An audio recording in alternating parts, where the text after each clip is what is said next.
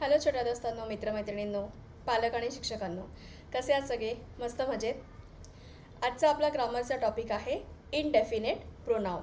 ठीक आहे, आपण लवकरच सुरुवात करूयात टॉपिकला. पण त्याच्या आधी काही नवीन सबस्क्रायबर्स लेटर गार्डन यूट्यूब चॅनलमध्ये सामील झालेले आहेत. तर जे नवीन सबस्क्रायबर्स आहेत त्यांना खूप खूप मनापासून धन्यवाद, थँक्यू. आणि स्वागत आहे तुमचं लेटर गार्डन या यूट्यूब चॅनलवरती, या आपल्या एका छोट्याशा एज्युकेशन चॅनलवरती. तर मनापासून खूप धन्यवाद. आणि अजूनही खूप असे व्ह्युअर्स आहेत की जे बघतायत व्हिडिओ पण सबस्क्राईबचं बटन अजून दाबत नाही आहेत. तर त्यांनी पटकन तेही काम छोटंसं करून टाका. आणि जे बघतायत, ज्यांनी सबस्क्राईब केले, त्यांनी प्लीज लाईकचं बटन सुद्धा दाबा. ठीक आहे, तर एवढं छोटंसं 2-3 कामं रोजच्या रोज आपल्याला करायची आहेत.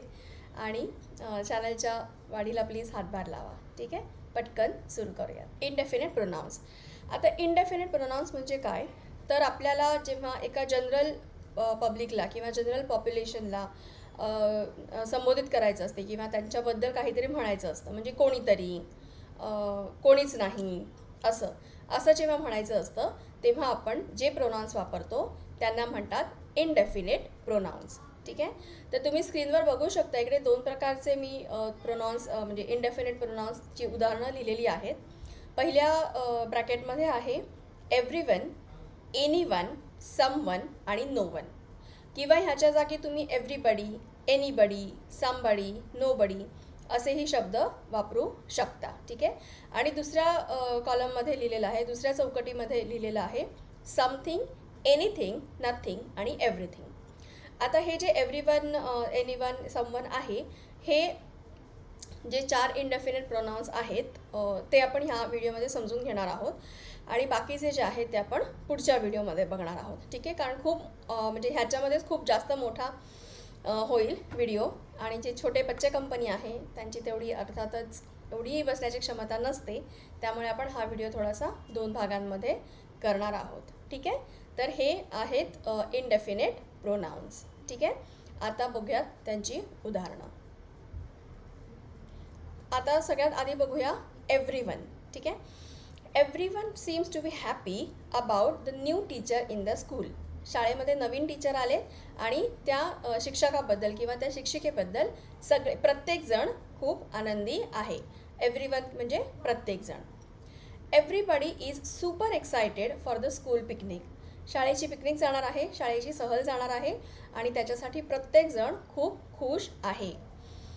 Has everyone completed their homework. प्रत्येकाने आपला होमवर्क पूर्ण केला का? ठीक आहे, आता पुढची उदाहरणं बघूयात. Anyone, it is dark outside, I cannot see anyone. बाहेर खूप अंधार आहे किंवा काळोख आहे, मला कोणीच दिसत नाही आहे. ठीक आहे, anyone can join the dance competition if interested. ज्या कोणाला डान्समध्ये इंटरेस्ट आहे त्यांनी ते कॉम्पिटिशनमध्ये भाग घेऊ शकतात.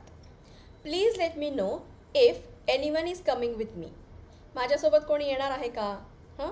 किंवा कोणी माझ्यासोबत येणार असेल तर मला सांगा. Someone, if someone calls please tell them I am in a meeting. जर कोणी फोन केला तर त्याला सांगा की मी मीटिंगमध्ये आहे. Someone cracked a joke and everybody laughed out loud. कोणीतरी जोक मारला. आपण पिकनिकला असताना बऱ्याचदा असं होतं, बसमध्ये असताना किंवा एका ठिकाणी सगळे असे गोल करून बसले की पटकन कोणीतरी जोक करतं आणि आपल्याला कळत नाही की ते कोणी जोक केलेला आहे आणि आपण सगळे हसायला लागतो. Somebody left the bag in the classroom. कोणीतरी त्याची बॅग वर्गामध्ये किंवा क्लासरूममध्ये विसरलेलं आहे. No one is coming tomorrow to the park to play. उद्या बागेमध्ये खेळायला कोणीच येणार नाही आहे. किंवा तुम्ही ग्राउंड हा शब्दसुद्धा इथे वापरू शकता. Nobody is allowed to enter this area without permission. या एखाद्या भागामध्ये परवानगीशिवाय यायला कोणालाही म्हणजे कोणीही येऊ शकत नाही, कोणालाही परवानगी नाही. ठीक आहे, no one likes to wait in the long queues. Long लाईनमध्ये वाट बघत थांबायला कोणालाही आवडत नाही. ठीक आहे, तर ही होती सगळी इनडेफिनेट प्रोनाउन्सची उदाहरणं, त्यांचा वाक्यात उपयोग. आय होप तुम्हाला हे कळलं असेल, आवडलं असेल.